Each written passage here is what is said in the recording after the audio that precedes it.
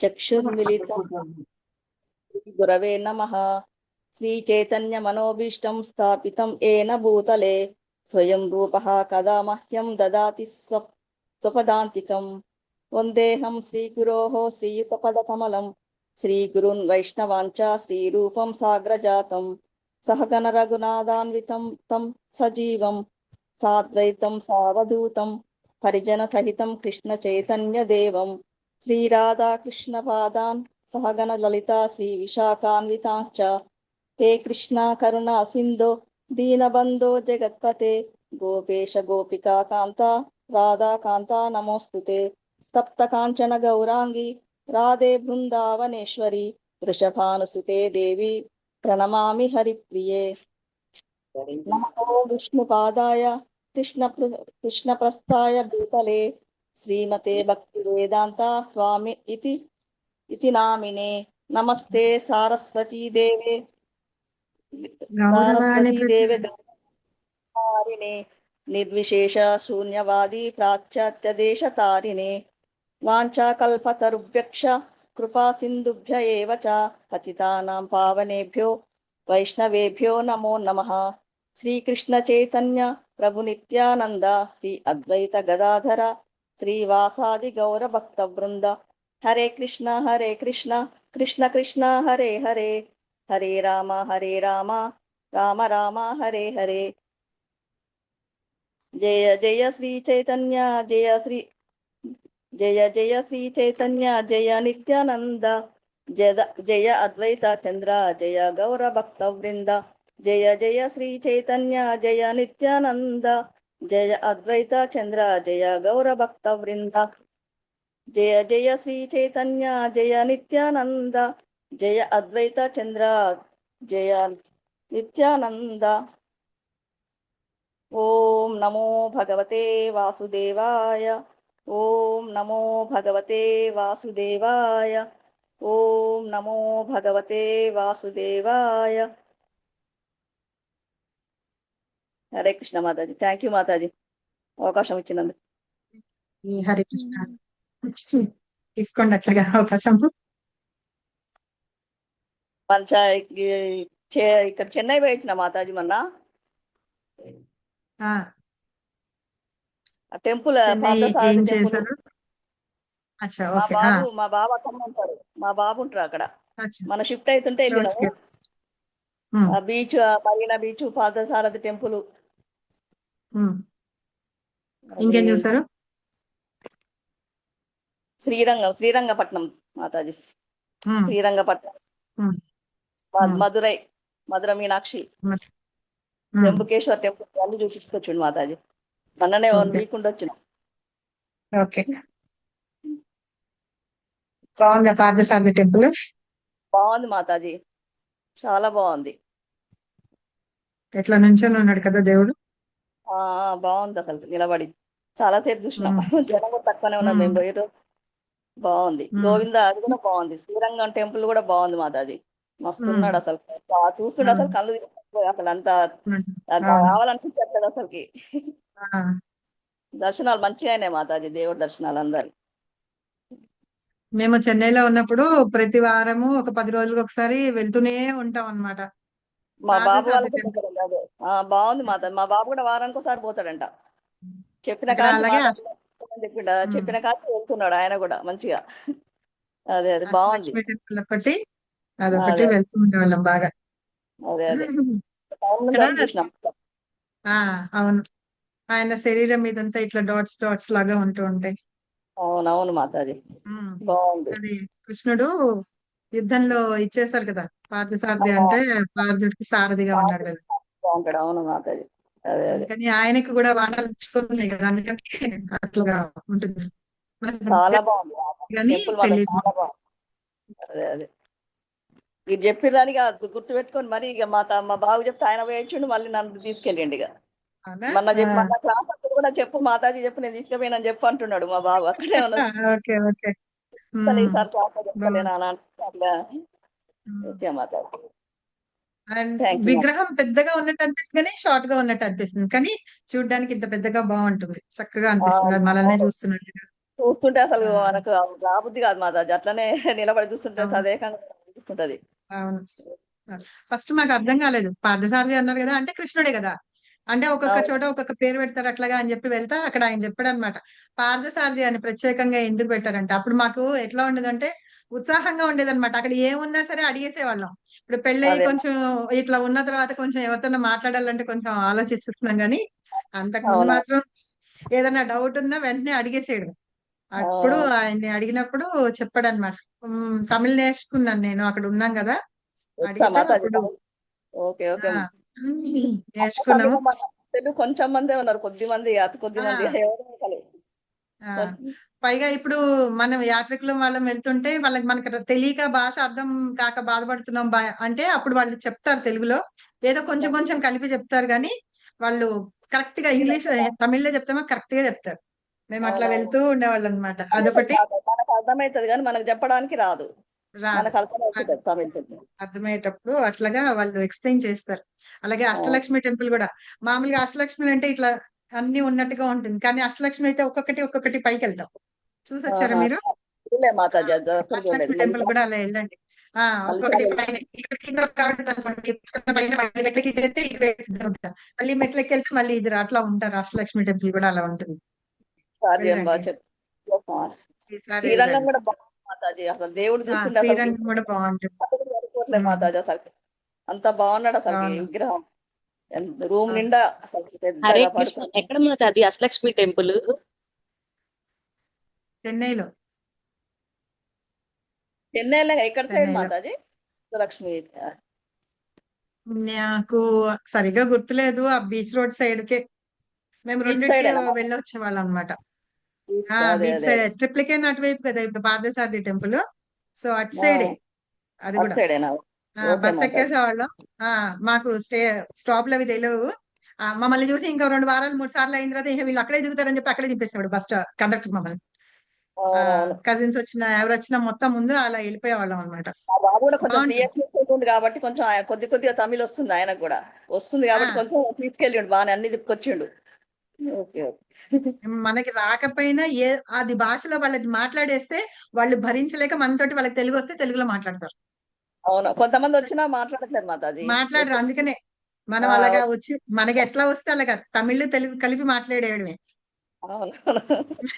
Okay. మాట్లాడేస్తే వాళ్ళు చచ్చినట్టు వాళ్ళు తెలుగు అదే. వచ్చిన వాళ్ళు తెలుగులో మాట్లాడతారు అలాగా. తెలుగు మాట్లాడుతుంది కాదు, ఇది ఇంటి ముందు ఏమన్నా వచ్చినా కూడా ఉల్లిగడ్డలు కనుక వెంగవా వెంగవాయ వెంగవాయ.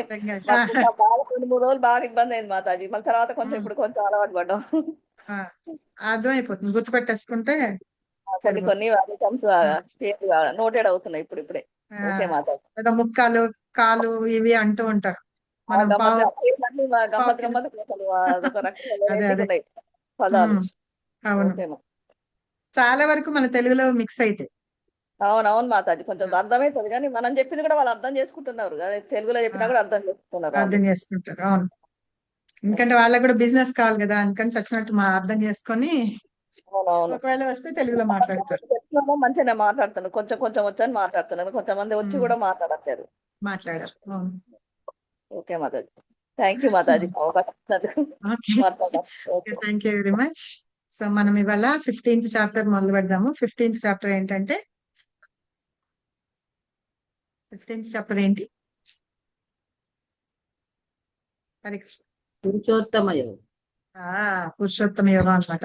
అంటే ఆయన గురించి చెప్తున్నారు అనమాట, మనం వేదాలు అవన్నీ ఎలా తెలుసుకోవాలి, ఏం చేస్తే మనం ఏమవుతాము అని. యాక్చువల్ గా మనకి ఇందులో ఒక 4 5 శ్లోకాలే ఉన్నాయి, అసలు స్టార్టింగ్ నుంచి కొంచెం చెప్పుకుందాము. అంటే ఇది భగవంతుడు చెప్తున్నారు అనమాట. భగవాన్ వాచ ఫస్ట్ శ్లోకం కృష్ణుడు చెప్తున్నాడు ఎవరికి? అర్జునుడికి చెప్తారు. ఊర్ధ్వమూలం అధశాఖం అశ్వత్థం ప్రాహురవ్యయం ఛందాంసి యస్య పర్ణాన్ని యస్తం వేద స వేదవిద్ అని. నేను కొంచెం గౌరంగ దర్శన ప్రభు బుక్ నుంచి కూడా చెప్తాను. ఇది గీతా సుబోధిని అన్నమాట, ఈ బుక్ లో చదువుతున్నాను. ఈ అధ్యాయంలో ఏం చెప్తారంటే మనము అందరము భౌతిక ప్రపంచం పట్ల ఆసక్తిని పెంచుకొని ఉన్నాం, కరెక్టేనా? అందుకనే మనం ఆధ్యాత్మికతలో ముందుకు వెళ్ళలేకపోతున్నాం. సో ఈ ఆసక్తిని ఎలా ఛేదించాలి, ఎలా వదిలిపెట్టాలి అనే విషయాన్ని గురించి ఈ చాప్టర్ లో చెప్తున్నారు అనమాట. కాబట్టి ఈ ఫస్ట్ మనం చదువుకునే ఈ శ్లోకం ఏంటంటే భౌతిక సంసారము అశ్వత్థ వృక్షంతో పోలుస్తున్నారు అనమాట. దాన్ని ఎలా ఛేదించుకొని వెళ్ళాలి అంటే అంతా ఇలా ముడులుగా పడిపోయి ఉంటుంది. దాన్ని ఎలా ఛేదించాలి అంటే అనాసక్తి, దేని మీదైనా ఆసక్తి లేకుండా ఉండడం అన్నమాట అనాసక్తి. ఆ అనాసక్తి అనే గొడ్డలి తోటి వీటన్నిటిని అంటే ఖండించేస్తూ మనం భగవంతుడిని చేరుకోవడం అన్నమాట, ఆయన గురించి తెలుసుకోవడం. అదే ఈ పురుషోత్తమ యోగంలో చెప్తూ ఉన్నారు.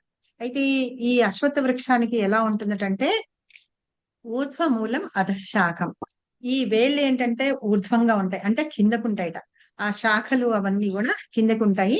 అయితే యాక్చువల్ గా చెట్టు ఎలా ఉంటుంది, వేళ్ళు కిందకి ఉంటాయి, వాటి శాఖలు అవన్నీ పైకి ఉంటాయి. అయితే ఈ చెట్టు ఏంటంటే ఆధ్యాత్మికానికి రిఫ్లెక్షన్ అనమాట, పర్వటెడ్ అంటారు. అంటే ఇప్పుడు దాన్ని ఇట్లా రివర్స్ లో తిప్పామనుకోండి, ఇప్పుడు నేను చూడండి ఈ బుక్ ని మీకు చూపించేటప్పటికి వేరేగా కనిపిస్తుంది కదా, ఇది గీత అన్నమాట. రివర్స్ లో చదువుతున్నట్టు కనిపిస్తుంది కదా. అలాగే ఒక చెట్టు అనేది ఏంటంటే ఇలా రివర్స్ లాగా ఉంటే ఎలా ఉంటుందంటే ఆ శాఖలు అవన్నీ కిందకుంటాయి, వేళ్ళేమో పైకి ఉంటాయి. ఇప్పుడు అవి ఎట్లా కనిపిస్తుంది అంటే, ఒక అశ్వత్థ వృక్షం ఉందనుకోండి, నీళ్లు అవన్నీ ఎక్కువగా ఉన్న చోట మనం చూస్తే చెట్టు నీడ ఇట్లా కనిపిస్తూ ఉంటుంది. ఇప్పుడు కనిపించినప్పుడు ఇవేమో ఆకులు అవన్నీ ఏమో కిందకి కనిపిస్తాయి, వేళ్ళు పైకి ఉంటాయి. మామూలుగా చెట్టుకి ఎలా ఉంటాయి, వేళ్ళు కిందకుంటాయి, అవి పైకి ఉంటాయి అన్నమాట ఆకులు అవన్నీ. అయితే ఇక్కడ ఏం చెప్తున్నారు, ఆ చెట్టు ఆకులు వాటి గురించి చెప్తూ అక్కడ ఉన్న పత్రాలు అవన్నీ వేదాలు అని చెప్తున్నారు అనమాట.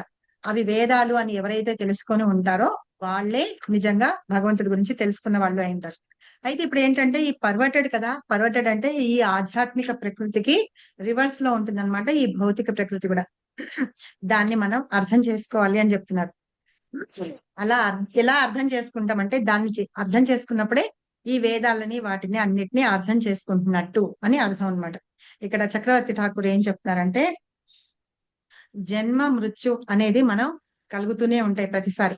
ఎందుకు కలుగుతూ ఉన్నాయి అంటే మనము ఈ ఆధ్యాత్మిక ప్రకృతి మీద ఆసక్తి కలిగి ఉన్నామని, ఆధ్యాత్మిక విషయాల మీద ఆసక్తి లేకుండా భౌతికమైన విషయాల పట్ల ఆసక్తి చూపిస్తూ ఉన్నామని. అందుకని ఏంటంటే జీవుడు ఎప్పుడు ఇక్కడికి వచ్చిన తర్వాత లాస్ట్ లో ఏమనుకుంటారు, తర్వాత నాకు ముక్తి కావాలి, ఇది కావాలి అనుకుంటారు. అంటే లిబరేషన్ అన్నమాట. దేవుడి దానికి వెళ్ళిపోతామా, ముక్తి లభిస్తుందా, స్వర్గానికి వెళ్తామా, ఇది అనుకుంటారు. అయితే అలా మనల్ని పంపించే సాధనం ఏంటంటే భగవంతుడు అన్నమాట. ఆధ్యాత్మికత ద్వారానే మనం వెళ్ళగలుగుతాము. అది మనం అర్థం చేసుకోలేకుండా ఉన్నాం. అది ఎలా వెళ్ళాలి అనే సంగతి మనకు అర్థం చేసుకోకుండా ఉన్నంట. అందుకనే ఇలా ఉంటూ ఉన్నాము అని చెప్తున్నారు. ఆ విషయాన్ని ఆ ఆ భౌతికమైన విషయాల పట్ల ఆసక్తిని ఎలా మనం కట్ చేసుకోవాలి అనే విషయాన్ని ఇక్కడ పురుషోత్తమ యోగంలో చెప్తున్నారని చెప్పేసి విశ్వనాథ్ చక్రవర్తి ఠాకూర్ చెప్తున్నారు అనమాట. సో ఇంకా ఏం చేస్తున్నారంటే, ఎప్పటి వరకు అయితే మనకి ఆ ఆసక్తి అనేది ఉంటుంది చూసారా, అప్పటి వరకు కూడా మనం ఇలాగా ఈ భూమి మీద అంటే ఈ భౌతిక ప్రకృతిలో మనం జన్మిస్తూనే ఉంటాము అని చెప్తున్నారు అనమాట. ఎప్పుడైతే భక్తులమయ్యి ఆధ్యాత్మిక విషయాల్లోకి మనం వెళ్ళాలనుకుంటామో అప్పుడు ఈ విషయాలన్నిటిని మనం ఖండించేస్తాంట. ఇలాగా ఒక ఖడ్గం తోటి ఖండించేస్తాం. ఆ ఖడ్గం ఏంటి అంటే అనాసక్తి అనే ఖడ్గం. సో ఇందులో భగవద్గీతలో మనకి 2-3 ఖడ్గాల గురించి చెప్తారు. నేను లాస్ట్ లో అయిపోయిన తర్వాత అడుగుతాను, చెప్పండి. ఒకటి ఇది అనాసక్తి, ఒక ఖడ్గం. సరేనా? అంతకు ముందు చాప్టర్స్ లో కూడా ఒక చోట చదువుకున్నాము, ఒక ఖడ్గం గుర్తుంది ఎవరికన్నా? జ్ఞానం అనే ఖడ్గంతో అజ్ఞానాన్ని ఛేదించాలి అని చెప్తారు అనమాట. సో అది కూడా నేను లాస్ట్ చాప్టర్ 18th చాప్టర్ లో మనం చెప్పుకునేటప్పుడు చెప్తాను. సో ఇట్లా ఏంటంటే మనము ఈ ఆకులు అవన్నీ వాటన్నిటిని ఏంటంటే వేదాలతోటి పోలుస్తూ ఉన్నారు అని చెప్తున్నారు.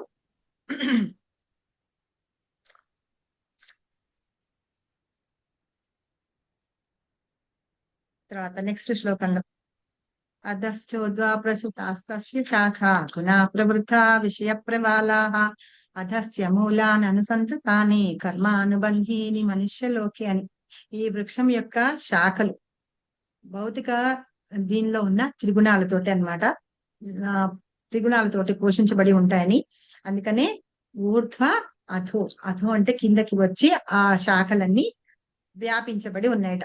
వాటి ఆకులు ఏవైతే ఉన్నాయో చిగురాకులు అవి ఇంద్రియాలట. అధోముఖంగా ఉన్న ఈ వృక్షపు వేళ్ళు పైకి ఉన్నాయి చూసారా, అవి మన కర్మలకి సంబంధించినవి ఉన్నాయి అని చెప్పేసి చెప్తున్నారు. ఎప్పుడైతే మనము ఈ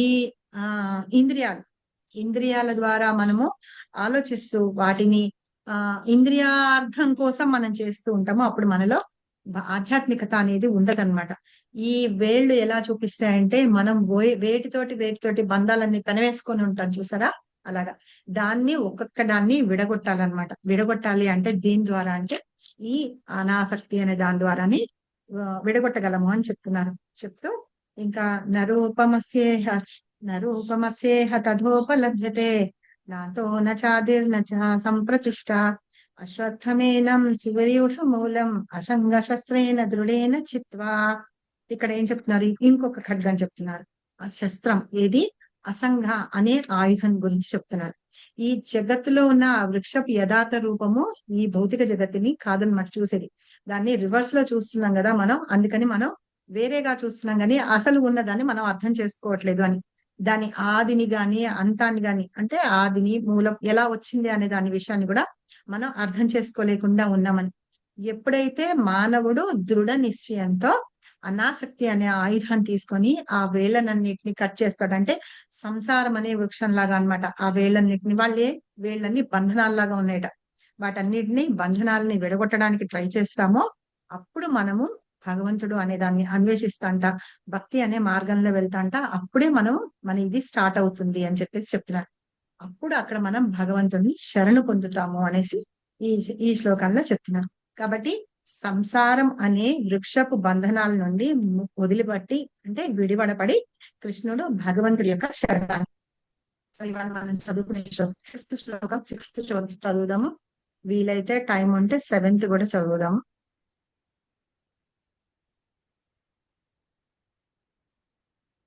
నాకు గుర్తుంటే మనము 18 days కోర్స్ తీసుకుంటున్నప్పుడు దీని గురించి నేను చాలా పెద్దగా ఎక్స్ప్లెయిన్ చేస్తున్నాను. శస్త్రాలు, అస్త్రాలు, ఖడ్గము మనం ఎలా ఛేదిస్తాము అనేది గుర్తుందా ఎవరికన్నా?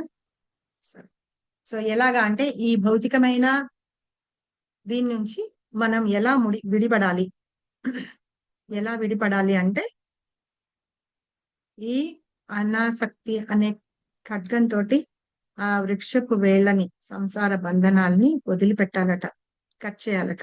సో అలా చేస్తూ మనం ఏం చేయాలట, భగవంతుడికి శరణాగతి అవ్వాలట. ఎప్పుడైనా సరే మనం భగవంతుడికి శరణాగతి అయితే గనక మనం భక్తిలోకి ముందుకు వెళ్తూ మన లక్ష్యాన్ని మనం చేరుతాము అని చెప్తున్నారు. కాబట్టి ఏంటంటే ఆ శరణాగతి అనేది ఎలా పొందుతామో, ఏం చెయ్యాలి, అది శరణాగతి పొందడానికి అనే విధానాన్ని ఇక్కడ ఇందులో చెప్తున్నారు అనమాట. ఒక నిమిషం వస్తానే.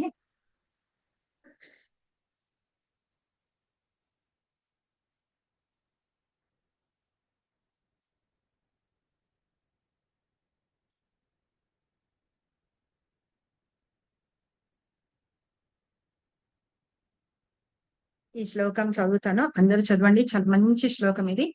నిర్మాణ మోహాజిత సంఘ దోష ఆధ్యాత్మ నిత్యా వినివృత్త కామా ద్వంద్వైర్విముక్తా సుఖ దుఃఖ సంగై గత్యంత్యమూఢా పదమవ్యయం తత్.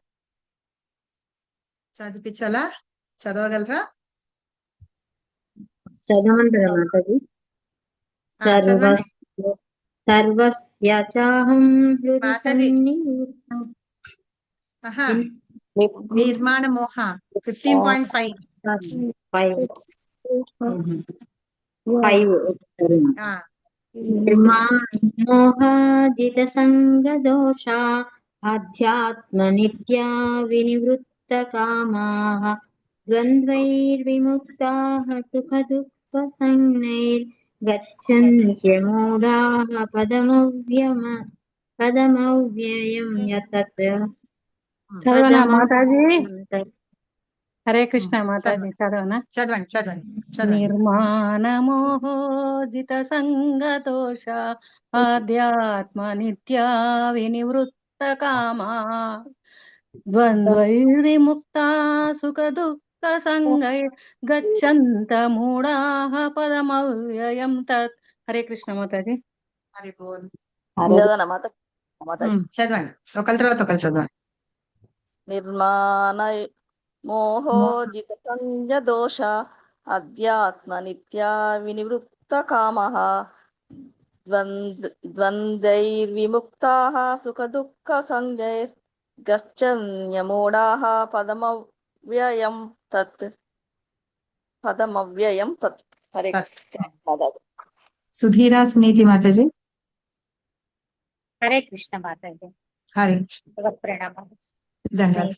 మానమోహాజిత సంగదోష ఆధ్యాత్మ నిత్యా వినివృత్త కామా ద్వంద్వైర్విముక్తా సుఖ దుఃఖ సంగై గత్యంత్యమూఢా పదమవ్యయం తత్.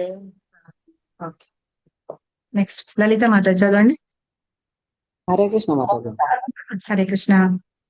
నమోహాజిత సంగదోష ఆధ్యాత్మ నిత్యా వినివృత్త కామాః ద్వంద్వైర్విముక్తా సుఖ దుఃఖ సంగై గచ్చంత మూఢా పదమవ్యయం తత్. హరే కృష్ణ. హరే కృష్ణ. హరే కృష్ణ చదవండి. మాతాజీ. చదవండి చదవండి మాతాజీ. పైకి వెళ్ళాలి.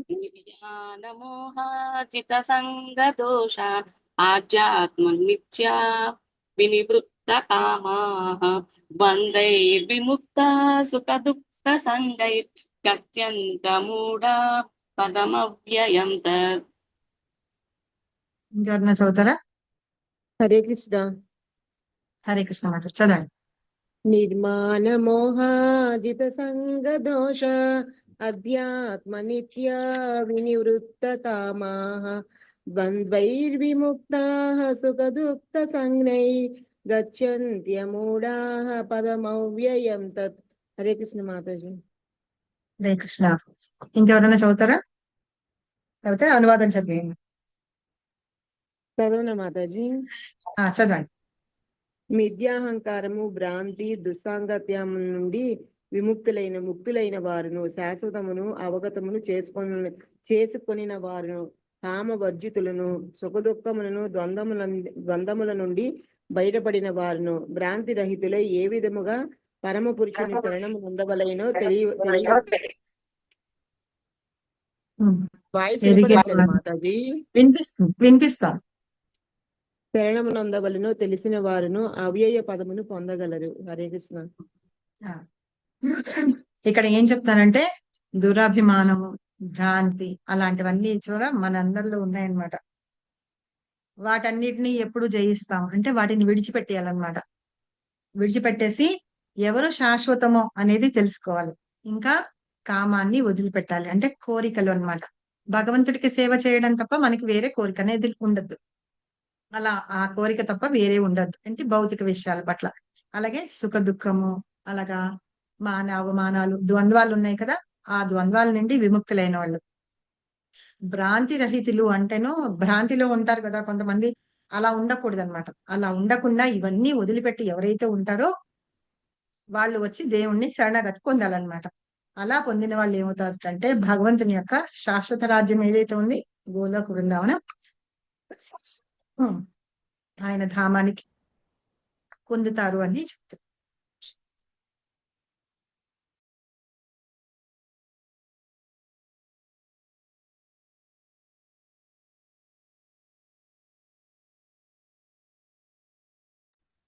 అలాంటి వాళ్ళు ఏంటి, భగవంతుని ధామాన్ని పొందుతారు.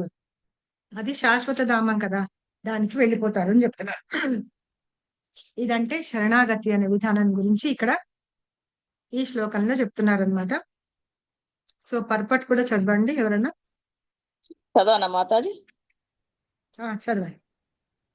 శ్రీల ప్రభుపాదకి జై.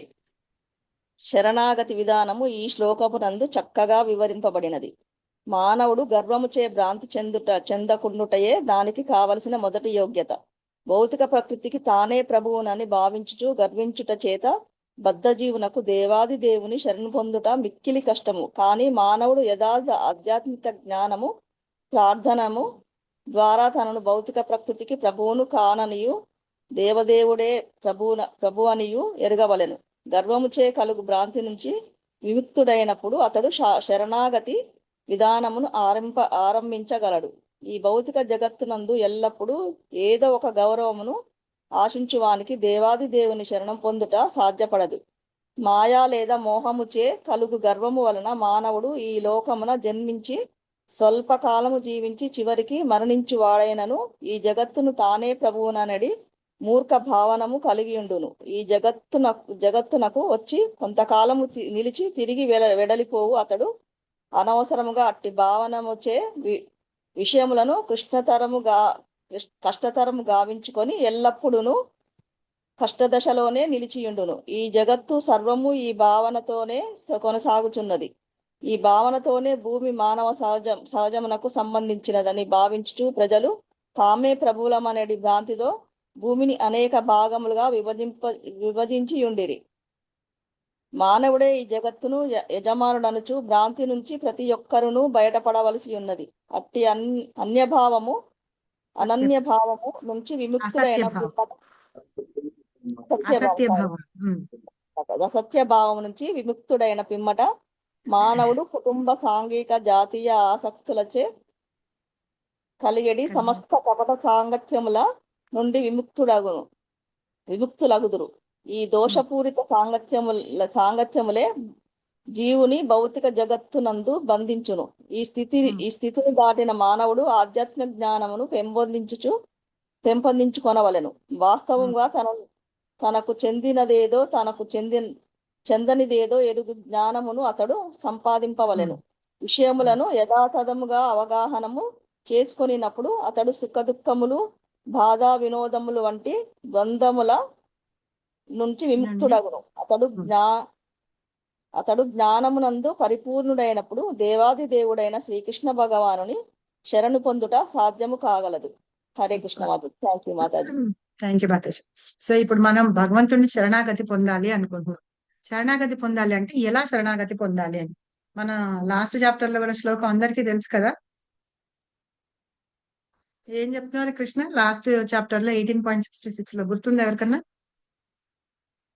సర్వధర్మాన్ పరిత్యజ్య మామేకం శరణం వ్రజ. భగవంతుడి శరణం పొందాలి. ఎలా శరణం పొందాలి అనే దాని గురించి ఇక్కడ శరణం ఎలా పొందాలి అని ఈ శ్లోకంలో చెప్తున్నారు అనమాట. మామూలుగా మనం అందరం ఏంటంటే ఎప్పుడు ప్రతి వాళ్ళు మర్యాద కోసం నాకు గౌరవం దొరకాలి, నాకు ఇది కావాలి అది కావాలి అని మనం పాకులాడుతూ ఉంటాంట. చూడండి ఇప్పుడు సపోజ్ మనం భక్తుల్లోనే ఉన్నా సరే ఎవరైనా హరే కృష్ణ చెప్పలేదు అనుకోండి, మనం చెప్పిన తర్వాత వాళ్ళు చెప్పకపోతే మనకి బాధ అనిపిస్తుంది. చూసావా ఎంత ఇదో పొగరు, మనం చెప్పినా కూడా చెప్పలేదని. అంటే ఆ గౌరవం ఇవ్వలేదన్న భావన మనలోకి వచ్చేస్తూ ఉంటుంది అనమాట. అది గర్వానికి దారి తీస్తుందట. కాబట్టి ఏంటంటే మనము అలా ఉండకూడదు ఎప్పుడు అని. మనం చెప్పామా హరే కృష్ణ చెప్పామంతే. అయితే గురు మహారాజ్ ఏమంటారంటే, నేనెప్పుడు ఎవరు నాకు హరే కృష్ణ చెప్పారా, నాకు గౌరవం ఇచ్చారా, నన్ను మర్యాద ఇచ్చి నన్ను మాట్లాడుతున్నారా అని నేను చూడను. నా డ్యూటీ ఏంటి, కనిపించిన వాళ్ళకి విష్ చేయాలి. ఏం విష్ చేయాలి? హరే కృష్ణ అని విష్ చేయాలి. నేను చేసే డ్యూటీ నేను చేసేస్తాను. వాళ్ళు చెప్తారా చెప్పరా అనేది వాళ్ళకి వదిలిపెట్టేస్తాను. అలా అని వాళ్ళు చెప్పలేదు అని చెప్పి నేను ఎప్పుడు బాధపడను, వాళ్ళు చెప్పారని చెప్పి గర్వపడను. సో అలా అన్నమాట. అలా ఉంటారు మామూలుగా నిజమైన భక్తులు అయితే కనుక అలాగా. సో ఇప్పుడు ఏంటంటే మామూలుగా చూడండి, కొంతమంది బాసులు ఉంటారు, పొద్దున్నే గుడ్ మార్నింగ్ చెప్పాలి ఆఫీస్కి వెళ్ళంగానే. వాళ్ళు ఎవరైనా గుడ్ మార్నింగ్ చెప్పలేదంటే నాకు గుడ్ మార్నింగ్ చెప్పలేదు కదా అని ఇంకొకళ్ళకి గుడ్ మార్నింగ్ చెప్పకపోతే, లేకపోతే బాస్ అంటే మామూలు బాస్ అని కాదు, అక్కడ హెడ్, ఆ డిపార్ట్మెంట్ హెడ్ గానీ ఎవరైనా ఉంటారనుకోండి, వాళ్ళకి గుడ్ మార్నింగ్ చెప్పాలన్నమాట. లేకపోతే వాళ్ళు రివెంజ్ తీర్చుకునేటట్టుగా చేస్తారు, నాకు గుడ్ మార్నింగ్ చెప్పలేదు కదా అని. సో అలా ఏంటంటే గర్వం. ఆ గర్వం వచ్చినప్పుడు ఏంటంటే మనం భ్రాంతికి, మాయకి గురి అవుతూ ఉంటాం అనమాట. అప్పుడు అలా ఇది అయినప్పుడు ఏంటంటే మనల్ని మనము బాస్ గా అనుకుంటాం. నేనే యజమానిని, నాకే వీళ్ళందరూ పని చేయాలి అనేసి అనుకుంటాం. ఎప్పుడైతే అలా అనుకుంటూ ఉంటాం చూస్తారా, మనం ఫాల్ డౌన్ అయిపోతూ ఉంటాం. అప్పుడు అలాంటిగా ఉన్నప్పుడు మనం ఏంటంటే భగవంతుని శరణాగతి పొందలేమన్నమాట. యాక్చువల్ గానే మనం అందరం బద్ధజీవులుగా ఉన్నాం, అన్ని రకాల బంధాలతోటి ముడివేయబడి ఉన్నాం. ఈ గర్వం అనేది ఏంటంటే మనిషిని చాలా పెద్ద స్థాయికి ఎత్తి దించేస్తుంది అనమాట. సో కాబట్టి మనం ఏంటంటే ఎప్పుడైనా సరే శరణం పొందాలి. ఆ గర్వానికి మనం వెళ్ళకూడదు అనమాట. అది ఉండాలి. అది మొదటి క్వాలిఫికేషన్ మనం భగవంతుని శరణ పొందాలి అంటే. సో ఇప్పుడు ఎప్పుడైనా సరే మనము ఆధ్యాత్మికత అనే జ్ఞానం గురించి మనం తెలుసుకోవాలనుకుంటాం అనుకోండి, అలా తెలుసుకోవాలి అనుకున్నప్పుడు ఏంటంటే నేను బాస్ ని అన్న ఇది ఉండకూడదు. ఎప్పుడైతే ఆ గర్వం గాని అహంకారం గాని మనలో ఉంటుంది చూసారా, అప్పుడు మనకి కృష్ణ అనేవాళ్ళు అర్థం కాదు. ఆధ్యాత్మిక జగత్లో అంటే మనం ఆధ్యాత్మిక స్థితిలో మనం ముందుకు వెళ్ళాలంటే కూడా చాలా కష్టమైపోతూ ఉంటుంది అనమాట. అసలు యాక్చువల్ గా మనందరం మన జీవితం క్షణభంగురం అని చెప్తాం కదా. ఎప్పుడు వెళ్ళిపోతామో తెలియదు. అందరికీ ఎక్స్పైరీ డేట్ ఉంటుంది కదా, ఎప్పుడు వెళ్ళిపోతామో తెలియదు. అలాగా వచ్చి మనం ఈ భౌతిక జగత్తులో ఏంటంటే గెస్ట్ లాగా ఉంటున్నాం అన్నమాట. కొన్ని రోజులు ఉండి కొన్ని రోజులు వెళ్ళిపోతాం. వెళ్ళిపోతూ కూడా మనం ఏంటంటే మనం వెళ్ళిపోతామని తెలుసు, మనకే తెలియదు ఎప్పుడు వెళ్ళిపోతామని. అయినా సరే ఏంటంటే ఇది నాది, అది నాది, ఇది నాది, ఇవన్నీ నేను తెచ్చుకోవాలి, లేకపోతే ఇంకెవరినన్నా మోసం చేసి వాళ్ళ దగ్గరదంతా ఇంకా గుంజుకోవాలి, లాక్కోవాలి అనేవన్నీ చేస్తూ ఉంటాం అన్నమాట. కానీ మనకి తెలుసు మనం వెళ్ళేటప్పుడు ఎప్పుడు ఎవరు మనతోటి ఎవరో ఏం తీసుకెళ్ళలేవని. సో అలా అనుకునే వాళ్ళు ఏం చేస్తారటంటే నేనే యజమానిని కాబట్టి నాకు అవన్నీ కావాలి అని వాళ్ళు దౌర్జన్యంగా కూడా లాక్కుంటూ ఉంటారట. అలా చేసుకునేయడము మంచిది కాదు అని చెప్పేసి చెప్తున్నారు. అలా ఉన్నప్పుడు మనము ఆధ్యాత్మికతలో ముందుకు వెళ్ళడం కూడా చాలా కష్టం అవుతుంది అని. సో ఈ జగత్తు సర్వం ఈ భావంతోనే, అంటే మొత్తం అందరూ కూడా ఇదే భావనలో ఉన్నారు. మనకి ఈశోపనిషత్తులో ఏం చెప్తారంటే భగవంతుడే అంతటికి యజమాని అని. మనకందరికి ఒక కోట ఇస్తారనమాట. ఇప్పుడు నాకుందనుకోండి, పలానా పద్మజాకి ఇంత కోట, తర్వాత మన సుధీర మాతాజీకి ఇంత, లలిత మాతాజీకి ఇంత, కృష్ణకుమారి మాతాజీకి ఇంత. సో అది అన్నమాట వాళ్ళ కోట. ఇప్పుడు రేషన్ కార్డులు వాటి మీద 5 కేజీల బియ్యం, ఇన్ని కేజీల బియ్యం అవన్నీ ఇస్తుంటారు చూసారా, అలా కోట ఉంటుందన్నమాట ప్రతి మనిషికి. అలా ఇచ్చి పంపిస్తారు. అయితే మనం ఏం చేస్తామంటే, అంటే మనమని కాదు అందరూ చేసే వాళ్ళందరూ కూడా, అది కాకుండా ఇంతకంటే నాకు ఎక్కువ కావాలి, ఇంతకంటే నాకు ఎక్కువ కావాలన్నమాట. ఆశ అనే దానికి అంతే ఉండదు. అలా చేస్తూ వాళ్ళు ఏంటంటే ప్రతి దానికి నేనే యజమానిని అని చెప్పి పాపం బలహీనుల దగ్గర నుంచి అంతా లాక్కోవడానికి చూస్తూ ఉంటారు అనమాట. ప్రభుపాద అక్కడ ఒక అనాలజీ కూడా చెప్తారు. ఏంటిటంటే ఒక బియ్యం బస్తా కానీ ధాన్యం కానీ తీసుకొచ్చి పెట్టామనుకోండి, పక్షులు అవైతే వాటికి కావాల్సినవి అక్కడ నుంచొని తినేసేసి వెళ్ళిపోతాయి. కానీ మనుషులు ఏం చేస్తారట, బస్తా బస్తా తీసుకెళ్ళిపోతారట. ఎందుకు, ఇవాళ మాకు కావాలి, రేపు మా తరాలకు కావాలి, ఆ తర్వాత తరాలకు కూడా కావాలి అని చెప్పేసి అంతంతా తీసుకొని కూడబెడుతూ ఉంటారట. సో నేను ఇది చెప్పినప్పుడు మీకు అర్థమైందా నేను ఇప్పుడు చెప్పింది? హరిబోల్. ఎస్ ఆర్ నో చెప్పండి. అర్థమైంది మాతాజీ. మరి ఇప్పుడు అసలు ఎన్ని కోరికలు, ఆశలు, ఎన్ని భగవంతుడు ఎందుకు ఇయ్యాలి అసలు మనకి? అయితే ఇవి చెప్పినప్పుడు నేను ఒకసారి ఇలాగే చెప్పితేట, ఒక అమ్మాయి అందుట, మాతాజీ ఏంటి ప్రసాదం అంతంత పెట్టుకొని వెళ్తున్నారు, పక్షులైతే ఇంత ఉంటాయి కదా అంటే, ఆ పక్షివి నువ్వే అవ్వచ్చు కదా. ఒక పక్కన ఆవిడ మొత్తం పెట్టుకుంటుందిట డబ్బాల్లో వాటిల్లో. అయితే ఈ ఇంకో వచ్చిన ఆవిడకి కొంచెం ప్లేట్లో ప్రసాదం పెట్టమంటే, ఎంత తీసుకుంటారు మాతాజీ? ప్రభుపాద ఒక ఎనాలజీ చెప్తారు తెలుసా మీకు, బస్తాలో బియ్యం పెడితేట అవి కావాల్సినవి తీసుకెళ్తారట, మనుషులు మాత్రం తీసుకెళ్తారట అని. ఈవిడేమో ఒక పక్కన ప్యాక్ చేసుకొని పక్కన పెట్టుకుంటుందట, ఈవిడ మాత్రం ఈ ఎనాలజీ అందరికి చెప్తుందట. చెప్తే తీసుకొచ్చిన ప్లేట్లో పెట్టమని చెప్పి తీసుకొచ్చిన ఆవిడ అందిందట, ఏ అనాలజీలు ఇవన్నీ నా దగ్గర చెప్పకు నువ్వు, వాళ్ళు వచ్చారు ప్లేట్లో ప్రసాదం పెట్టమన్నారు, వాళ్ళకి పెట్టి పంపించు, ఇవన్నీ నీ కోసం వర్తిస్తాయి, పక్షులకు వర్తిస్తాయి, మేము పక్షులం కాదు, మేము మనుషులం కదా, తినడానికి వచ్చాము, తిని వెళ్తాము అని చెప్పేసి చెప్తుంటారు. సో ఇట్లాగా ఏంటంటే జనాలు అంటే మనకి ప్రభుపాద కొన్ని చెప్పారనుకోండి, అవి వాళ్ళు పాటించడం కాదు, ఇంకొకళ్ళకి అన్వయిస్తాయి, మనకి కాదు అన్నట్టుగా ఉంటారు. సో ఇదే వచ్చేదన్నమాట ప్రాబ్లం, ఇదే వస్తుంది. అంటే అర్థమైంది ఇప్పుడు నేను చెప్పిన మాట మీకు? అంటే మాతాజీ ఇప్పుడు మనిషి అంటే మరి రేపటి సంగతి ఏంటి అని ఆలోచిస్తాం కదా మాతాజీ. అవును అవును. అలాగాని అయితే ఆవిడ ఏం చెప్తుందట, ప్లేట్ లో ప్రసాదం పెట్టమని వచ్చిన వాళ్ళకి ఆవిడ చెప్తుందిట, ప్రసాదం అంటే ఇప్పుడు మనం పెట్టున్నాం కదా, ప్రసాదం సర్వ్ చేస్తూ ఉంటాం చూసారా, ఆవిడ ఏం చేస్తుంటా, ఆవిడ బాక్సెస్ లో ముందు పార్సల్ చేసుకొని పెట్టుకుందట పక్కన. ఓకే, ఆవిడ పార్సల్ చేసుకొని పెట్టుకుంది. వచ్చిన వాళ్ళు ఇంకొంచెం పెట్టమని అడిగితే ఆవిడ అంటుందిట, మీకు తెలీదా, పక్షులు అయితే కొంచెమే తీసుకుంటాయిట, మనుషులే ఇలాగా సంచీలు సంచీలు ఎత్తుకెళ్ళిపోతాయిట అని ఆవిడకి చెప్తుందిట.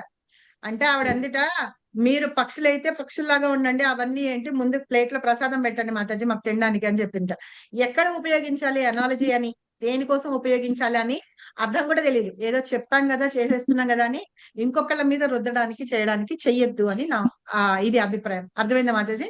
సో అందరూ అలాగే అంటే ఏంటి, ఏది ఎక్కడ ఉపయోగించాలో అక్కడ ఉపయోగించాలి. అనాలజీలు చెప్తున్నాం కదా, తెలుసుకుంటున్నాం కదా అని కాదు, అది ఎక్కడ ఉపయోగించాలో అక్కడ ఉపయోగించాలన్నమాట. నిజంగానే ఎవరన్నా మొత్తం పక్కన వాళ్ళది ఎవరన్నా లాక్కొని చేసుకొని అలా చేస్తుంటే అప్పుడు చెప్పచ్చు, భగవంతుడి ప్రసాదం అందరికీ పంచిపెట్టాల్సిందే కదా. అలా పంచిపెట్టాల్సి వచ్చినప్పుడు నువ్వు ఇట్లాగా ధాన్యాలు తిను అంటే ఆవిడ ధాన్యం తినడానికి వచ్చింది, నీకు పెట్టడానికి ఏంటి ప్రాబ్లం? గిన్నెను గరిట నీ చేతిలో ఉంది కదా. సో అది తప్పుగా అర్థం చేసుకుంటున్నారనమాట వాళ్ళు. అనాలజీలు అన్ని ప్రభుపద చెప్పింది కాబట్టి ఏవి ఎక్కడ అర్థం చేసుకోవాలో అలా అర్థం చేసుకోవాలి. ఇప్పుడు నేను చెప్పినది మీకు అర్థమైంది కదా. ఇలా అంటే ఈ బలహీనుల మీద వీళ్ళు దాడులు చేసి దౌర్జన్యంగా వాళ్ళు బాస్ అంటే మేమే యజమానులో, మాకు ఇంకా కావాలి ఇంకా కావాలని ఆవేశంతో ఆతృతతోటి ఏం చేస్తున్నారంటే మిగతా వాళ్ళ దగ్గర ఉన్న స్థలాలు కానీ అవన్నీ లాగేసుకుంటున్నారు. అర్థమైందా? అది అలా లాగేసుకుంటున్నారు, అలా చేస్తున్నారు. మనుషులకి ఇలాంటి భావం ఉంటుంది, పక్షులకి వాటికి ఉండదు. కాబట్టి మనం ఎలా ఉండాలి అంటే మనకిచ్చిన కోటా ప్రకారం మనం ఉండాలి. అంటే కోట అంటే నీకు ఇంత ఉంది, ఇంత స్థలం ఉంది అంటే ఆ స్థలం వరకే. ఇది ఈశోపనిషత్తులో సెకండ్ శ్లోకం అనుకుంటాను, సెకండ్ మంత్ర చాలా బాగా ఉంటుంది. అందులో చెప్తారనమాట ఈ ఎగ్జాంపుల్ ఇవన్నీ ఇచ్చి ప్రభుపాద చెప్తారు. కాబట్టి ఏంటంటే మనము ఎలా ఉండాలి అంటే మనం ఎప్పుడు యజమానులం కాదనమాట, మనందరం భగవంతుడికి సేవకులని. ఎప్పుడైతే యజమాని అనే భావన మనలో వస్తుంది చూసారా, అప్పుడు మనం ఇంకా ఈ జగత్తులో ఇలాగే మళ్ళీ జన్మ మృత్యు చక్రాల్లో వచ్చి మనం పడుతూనే ఉంటాం అన్నమాట. కాబట్టి ఏంటంటే ఈ ఆసక్తి ఇట్లా ఈ భౌతికమైన విషయాల పట్ల ఆసక్తి, అంతే తప్పించి సంసార బంధనాలని మన భార్య భర్తల్ని పిల్లల్ని వాళ్ళని వదిలిపెట్టేసి వాళ్ళకి ప్రేమ లేకుండా వదిలేసి అలా ఉండమని అర్థం కాదనమాట. ఇది నేను మన క్లాస్ లో చెప్పానో లేదా నాకు గుర్తులేదు. నీతే సేవిని మాతాజీ అంటారనమాట. ఇద్దరు ఒక చిన్న స్టోరీ చెప్తారు ఆవిడ. ఇద్దరు వస్తారు, వాళ్ళల్లో ఒక ఆయనేమో భార్య చనిపోతుంది, ఒక 30-40 సంవత్సరాలు ఆవిడతో ఉన్న తర్వాత సరిపోతుంది, ఆయన ఏడవడు. అయితే ఇంకో అతను వస్తాడు, 20-25 ఏళ్ళు, తన కొడుకు 25 ఏళ్ల కొడుకు చనిపోతాడు. అతను విపరీతంగా ఏడుస్తూ ఉంటాడు అనమాట. వస్తే దగ్గరకు వస్తే ఇతనికి సన్యాసం ఇవ్వాలా అతనికి సన్యాసం ఇవ్వాలా అంటే బ్రాహ్మణ దీక్ష గాని ఏమన్నా ఇవ్వాలా ఇది అని ఆలోచిస్తే అతను అంటట, ఫస్ట్ వచ్చిన అతను అంటట, చూసారా నా భార్యతోటి 50 ఏళ్ళు ఉన్నా సరే నేను ఏం చేశాను, నాకు కొంచెం కూడా నీళ్లు రావట్లేదు. అంటే ఏంటంటే నీకు ప్రేమ లేదనమాట ఆవిడ మీద. భగవంతుడికి కావాల్సింది ఏంటంటే ప్రేమ మెయిన్. కాబట్టి రెండో అతనికి ఇస్తారనమాట. ఇతనికి ఇవ్వడం నాకు చాలా ఈజీ, ఎందుకంటే ప్రేమ అంటే తెలిసిన వాళ్ళకి ఆ ప్రేమని భగవంతుడికి దగ్గరకు చేయడం చాలా ఈజీ అయిపోతుంది. అంటే కొడుకు మీద ఉన్న ప్రేమని భగవంతుని వైపుకి డైవర్ట్ చేయడం అనమాట. అసలు ఫస్ట్ వచ్చిన అతనికి అసలు ప్రేమే లేదు. అసలు ప్రేమ అంటే ఏంటి అతనికి నేర్పించాలి ఫస్ట్. అందుకని నీకు టైం పడుతుంది బాబు, నువ్వు ఉండు, రెండో అతనికి ఇచ్చేస్తాము అని చెప్తారట. కాబట్టి ఏంటంటే భగవంతుడికి కావాల్సింది ప్రేమే కావాలని. మనం ఎప్పుడు అలాగా పొందాలి అంటే గనక ఈ యజమానిత్వము అవన్నీ ఉంటాయి చూసారా, అవన్నీ విడిచిపెట్టేసి మనం ఉండాలన్నమాట. సో ఇలాంటి భావనలో ఉంటూ మనం ఏమనుకుంటున్నాము, అది అసత్య భావన అంటున్నారు. ఆ భావనలో ఉంటూ నేను చేసేదే కరెక్ట్, నేనే ఎప్పుడు రైట్ అనే భావనలోనే మనం ఉంటుందంట. ఈ రకంగా ఒక మానవుడు కుటుంబంలోను సాంఘికంగాను సమాజంలో కూడా అతను ఏంటంటే అలాంటి సాంగత్యంలో ఉంటూ అతను వెళ్తూ ఉన్నాడట. అలాంటి ఏమంటారు ఆ బంధాల్లోనే ఉంటున్నట్ట. అలాంటి వాటి నుంచి విముక్తి అవ్వడము చాలా కష్టమవుతుంది అని చెప్తూ ఇలాంటి దోషపూరితమైన సాంగత్యాలు ఏవైతే ఉంటాయో అవన్నిటినీ వదిలిపెట్టాలి అని చెప్పి, అవన్నీ వదిలిపెట్టాలి అంటేను భగవంతుని శరణు పొందాలి. ఇక్కడ చెప్పినవన్నీ ఏవేవైతే ఉన్నాయో ఇవన్నీ వదిలిపెట్టడం ద్వారా అంటే దురభిమానము భ్రాంతి వదిలిపెట్టడం, దుస్సంగత్యాలు వదిలిపెట్టడము, తర్వాత కామాన్ని వదిలిపెట్టడము, తర్వాత సుఖ దుఃఖాలు అనే ద్వంద్వాలు ఉన్నాయి చూసారా, మానాభిమానాలు, అవన్నీ వదిలిపెడుతూ మనం మాయలో పడకుండా భగవంతుడు నిజంగా ఆయన పరమాత్ముడు ఉన్నాడు అనే భావనలో వెళ్తూ మాయలో పడకుండా ఉన్న వాళ్ళు ఎప్పుడైతే ఉంటారో వాళ్ళు భగవంతుడిని శరణు పొందుతారట. అది శరణు పొందడానికి అప్పుడు మాత్రమే సాధ్యమవుతుంది అని చెప్తున్నారు ఈ శ్లోకంలో. సో అలా శరణు పొందిన తర్వాత మనం ఏం చేస్తాంట, భగవంతుని ధామానికి వెళ్తాంట. ఇది అన్నమాట. ఇది భగవంతుని ధామానికి వెళ్తాం. ఆ ధామం ఎలా ఉంటుందట దాని గురించి నెక్స్ట్ శ్లోకంలో చెప్తున్నారు. ఇప్పుడు అర్థమైందా నేను చెప్పింది ఈ శ్లోకం గురించి? ఎవరికైనా డౌట్ ఉందా? ఏం లేదు మాతాజీ. సో స్టోరీ చెప్తా అన్నారు మాతాజీ, అది మారేక కృష్ణ అదేదో చెప్తా ఉన్నారు. ఈ శ్లోకం చెప్పేసుకొని చెప్తాం భగవంతుని ధామం ఎలా ఉంటుంది అని చెప్పేసి అది చెప్పుకుందాం, సరేనా? నా తద్భాసయతే సూర్యో న శశాంకో న పావకః యద్గత్వా న నివర్తంతే తద్ధామ పరమం మమ. ఆ భగవంతుని యొక్క ఆధ్యాత్మిక జగత్తు ఎలా ఉంటుంది అనేది చెప్తున్నారు అనమాట. చదవండి. ఆ జగత్తుకి ఏమేమి అవసరం చదవండి. న తద్భాసయతే సూర్యో న శశాంకో న పావకః యద్గత్వా న నివర్తంతే తద్ధామ పరమం మమ. హరే కృష్ణ మాత. హరే కృష్ణ. ఆ? నెక్స్ట్ చదవండి. न तद्भासयते सूर्यो न शशाङ्को न पावकः यद्गत्वा निवर्तन्ते तद्धाम परमं मम. हरे कृष्ण माताजी। न पावसयते सूर्यो न शशाङ्को न पावकः यद्गत्वा न निवर्धन्ते तद्धाम परं मम। हरे कृष्ण माताजी। हरे कृष्ण हरे माताजी।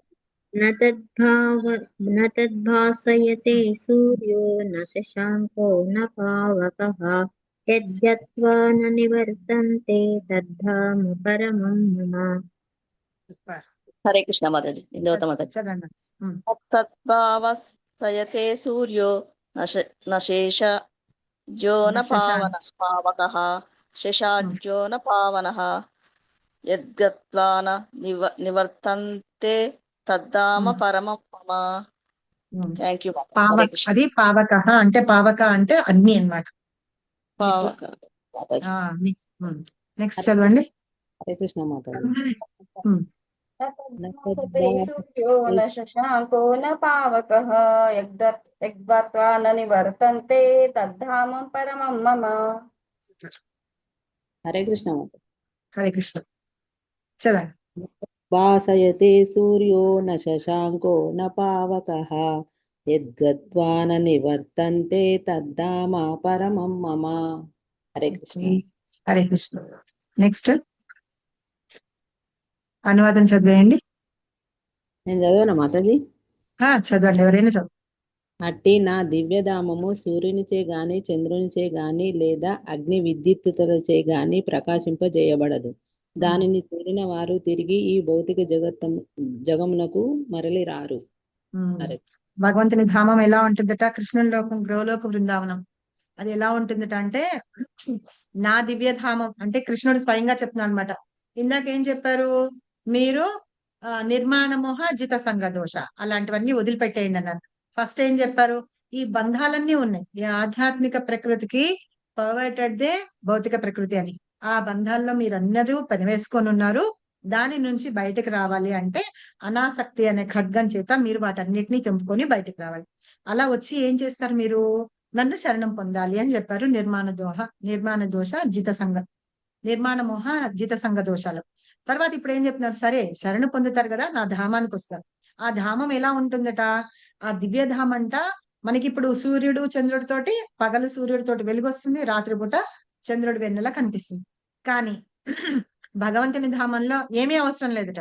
సూర్యుడు గాని చంద్రుడు గాని, మనం కరెంటు పోతేనో చీకటిగానే ఉంటే క్యాండిల్స్ అవన్నీ పెట్టుకుంటాం కదా, లేదంటే ఇన్వర్టర్స్ పెట్టుకుంటాం. ఇప్పుడు గంట 2 గంటలు మళ్ళీ ఇప్పుడు ఇన్వర్టర్ ఉంది. అదే అంటున్నా, ఇన్వర్టర్ పెట్టుకుంటాం కదా కరెంటు పోతే గనక. సో భగవంతుని ధామంలో అవన్నీ ఏమీ అవసరం లేదట. అది స్వయం ప్రకాశమానంగా ఉంటుందట ఎల్లప్పుడు. ఆ ప్రకాశం ఎక్కడి నుంచి వస్తుందంటేనో స్వయంగా భగవంతుని యొక్క ప్రకాశమే అక్కడ విలసిల్లుతూ ఉంటుందట. కాబట్టి అలాంటి ధామానికి, అలా ఎల్లప్పుడూ ప్రకాశవంతంగా ఉంటున్న ఆ ధామానికి ఎవరైతే వస్తారో వాళ్ళందరూ మళ్ళీ భౌతిక జగత్తుకి తిరిగి రారు అని చెప్తున్నారు. సో దాని గురించి శ్రీల ప్రభుపాద ఇక్కడ ఏం చెప్తున్నారో మనం ఒకసారి చదువుకుందాం. ఇందులో 3-4 పేరాలు ఉన్నాయి, 4 ఉన్నాయి, 4 చదవండి. ఫస్ట్ పారాగ్రాఫ్ నేను చదువుతాను. హరే కృష్ణ మాతాజీ, చదవమంటారా? ఇందాక ఎవరు చదివారు? వాళ్ళు కాకుండా మిగతా వాళ్ళు ఎవరైనా చదువు. భాష్యం. కృష్ణలోకము గోకుల బృందావనమని ప్రసిద్ధి నొందిన దేవాది దేవుడైన శ్రీకృష్ణుని దివ్యధామము. ఆధ్యాత్మిక జగత్తు ఇక్కడ వర్ణింపబడినది. ఆధ్యాత్మిక లోకములన్నీ స్వయం ప్రకాశమును లేనందున అక్కడ సూర్యకాంతిని, చంద్రకాంతినికి, అగ్నికి, విద్యుత్తునకు గాని అవసరం లేదు. ఈ విశ్వము సూర్యుడొక్కడే స్వయం ప్రకాశమై గ్రహము గాని ఆధ్యాత్మిక జగత్తు నందలి గ్రహములన్నీయును స్వయం ప్రకాశములే వైకుంఠ లోకములనబడే ఈ లోకముల ప్రకాశమన కాంతియే బ్రహ్మజ్యోతి అనబడు తేజోమయమైన ఆకాశమును రూపొందించును. వాస్తవమునకు ఈ కాంతి అంతయు కృష్ణలోకమై గోలోక బృందావనము నుండియే వెలువడుచున్నది. ఆ ప్రకాశించు కాంతి యొక్క అతి కొద్ది భాగము మహత్తత్వము చే అనగా భౌతిక జగత్తుచే కప్పబడినది. మిగిలిన భాగం అంతయు వైకుంఠములనబడు ఆధ్యాత్మిక లోకములతో నిండి ఉండును. ఆ లోకములన్నిటిలోకి ముఖ్యమైనదే గోలోక బృందావనము. హరే కృష్ణ మాతాజీ. సో ఇక్కడ ఏం చెప్తున్నారంటే గోలోక బృందావనం ఎలా ఉంటుంది, అక్కడ ఎవరు ఉంటారంటే కృష్ణుడు ఉంటారు. అది ఆధ్యాత్మిక జగత్. మనందరి యొక్క లక్ష్యం ఏంటంటే గోలోకం వెళ్ళిపోవాలి అని. ఆ గోలోకం ఆధ్యాత్మిక లోకాల్లో ప్రకాశం అక్కడ అదే కాకుండా మిగతా లోకాలన్నీ కూడా ఉన్నాయి. వాటన్నిటికీ కూడా ప్రకాశం చెంది ఉంటాయట. అది ఎక్కడి నుంచి వస్తుందటంటే భగవంతుడి నుంచి వస్తుంది. వాటిల్లో ఏంటంటే సూర్యకాంతి కానీ చంద్రుడి కాంతి కానీ, అయితే అగ్నితోటి పెట్టడం కానీ, లేకపోతే మనకు ఉన్న విద్యుత్ ఎలక్ట్రిసిటీ లైట్లు అవి ఉన్నాయి చూసారా, అవేమీ అవసరం లేదన్నమాట. అయితే ఈ విశ్వంలో ఏంటంటే సూర్యుడి నుంచి ప్రకాశం వస్తుందన్నమాట. సూర్యుడిని ఒక గ్రహం అంటారు. అయితే ఆధ్యాత్మిక జగత్తులో అలాంటి గ్రహాలు ఏమీ ఉండవు. అది భగవంతుని యొక్క శరీరం యొక్క కాంతి వస్తూ ఉంటుందన్నమాట. అది స్వయంగా ప్రకాశమై ఉంటుంది అని చెప్పి. సో ఈ వైకుంఠంలో కూడా ఆ లోకాలన్నీ కూడా ఏంటంటే భగవంతుని యొక్క కాంతితోటే ఉంటాయి. ఇంకొకటి ఏంటంటే మనకి తెలుసు బ్రహ్మేతి పరమాత్మేతి భగవానీతి అంటారు కదా, ఆ బ్రహ్మజ్యోతి అని చెప్తూ ఉంటాను చూసారా, ఆ బ్రహ్మజ్యోతి కూడా ఏంటంటే భగవంతుని యొక్క తేజం అన్నమాట. అంటే ఎఫల్జెన్స్ అంటాం. దాని ద్వారానే ఆ బ్రహ్మజ్యోతి ఉంటుంది. కొంతమంది ఏంటంటే బ్రహ్మజ్యోతిని పూజిస్తూ ఉంటారు, బ్రహ్మజ్యోతిలో లీనమైపోయి ఉండాలి అని అనుకుంటారు అనమాట. సో ఈ గోలోకం నుంచి వచ్చే ఆ వెలుగు ఏదైతే ఉందో మిగతా వాటన్నిటి మీద కూడా వస్తూ ఉంటుందని, కానీ ఈ భౌతిక జగత్తు మీద వాటి మీద ఉండదు అని ఇక్కడ మిగతా గ్రహాలు, సూర్యుడు, సూర్యరశ్మి, చంద్రుడు వీళ్ళందరూ ఉంటారనమాట. సో ఆ భగవంతుని యొక్క వెలుగుతోటి నిండిపోయిన ఈ ఆ వైకుంఠ లోకాలు గాని అవన్నీ కూడా ఆధ్యాత్మిక లోకాలన్నీ అందుతోటి నిండిపోయి ఉంటాయట. అయితే వాటన్నిటిలో ముఖ్యమైనది గోలోక బృందావనం. ఏది మన లక్ష్యం, మనందరం వెళ్ళాలనుకుంటున్నాం చూసారా, ఆ గోలోక బృందావనం అదిట భగవంతుని యొక్క తేజస్ తోటి నిండి ఉంటుంది అని చెప్తున్నారు. నెక్స్ట్ ఎవరైనా చదవండి సెకండ్ పారాగ్రాఫ్. హరే కృష్ణ మాతాజీ. చదవండి. అంధకార బంధురమైన ఈ భౌతిక జగము నందు ఉన్నంత కాలము జీవుడు బద్ధ జీవనమును గడిపినను మిథ్యా సంసార వృక్షంను ఖండించుట ద్వారా ఆధ్యాత్మిక లోకంను చేరనంతనే ముక్తుడవును. అటు పిమ్మట అతడు ఈ భౌతిక జగమునకు తిరిగి వచ్చు అవకాశమే లేదు. బద్ధ జీవనమున జీవుడు తనను తాను భౌతిక జగమునకు ప్రభువుగా తలసినను ముక్త స్థితిలో మాత్రం ఆధ్యాత్మిక జగమును చేరి శ్రీకృష్ణ భగవానునికి సహచరుడై నిత్యానందంను, నిత్య జీవనంను, సంపూర్ణ జ్ఞానంను పొందును. హరే కృష్ణ మాత. ఇక్కడ ఏంటంటే ఈ భౌతిక జగత్ అంటే అంధకార బంధురం అంటారు. అంటే పగలంతా మనకి సూర్యుడు వస్తాడు కదా, రాత్రిపూట చంద్రుడు వస్తాడు, తర్వాత అమావాస్య అట్లా వచ్చినప్పుడు రాదు. ఈ భౌతిక జగమంతా మామూలుగా సూర్య చంద్రుల వెలుగుతోటి ఉంటుంది కదా. తర్వాత మనం రాత్రిపూట్లు ఇప్పుడు కరెంటు అవన్నీ. కానీ ఆధ్యాత్మిక జగత్తు ఏదైతే ఉంటుందో అది ఎల్లప్పుడూ దేదీప్యమానంగా ఉంటుంది భగవంతుడి యొక్క అంటే యొక్క తేజస్సు తోటి అలాగే దేదీప్యమానంగా ఉంటుందిట. కానీ మనం ఏం చేస్తున్నాం అంటే ఈ భౌతిక జగత్తులో ఉంటూ నేనే యజమానిని అని అనుకుంటూ మనం ఇవన్నీ తీసుకోవడానికి చేయడానికి చేస్తాం. ఎప్పుడైతే మనం వీటన్నిటినీ మనం అనాసక్తి అనే దాంతో ఖడ్గంతో ఛేదించేస్తాం చూసారా, అప్పుడు మనం ఆధ్యాత్మిక లోకానికి మనం చేరగలుగుతాంట. అక్కడ ఎవరుంటారు? మన భగవంతుడు ఉంటారు. ఆయనకి సేవ చేసే అవకాశం మనకి లభిస్తుంది అనమాట. ఎప్పుడైతే విషయాల పట్ల ఆసక్తి పెరిగి భౌతిక విషయాల పట్ల అనాసక్తి అనేది వస్తూ ఉంటుంది అని చెప్తున్నారు. సో అట్లా వెళ్ళినప్పుడు సచ్చిదానందంతో ఈ భక్తులు భగవంతుని ధామానికి చేరినప్పుడు ఆయనకి సేవ చేస్తూ ఆనందంగా ఉంటారు అన్నమాట. సో తర్వాత నెక్స్ట్ పారాగ్రాఫ్ చదవండి.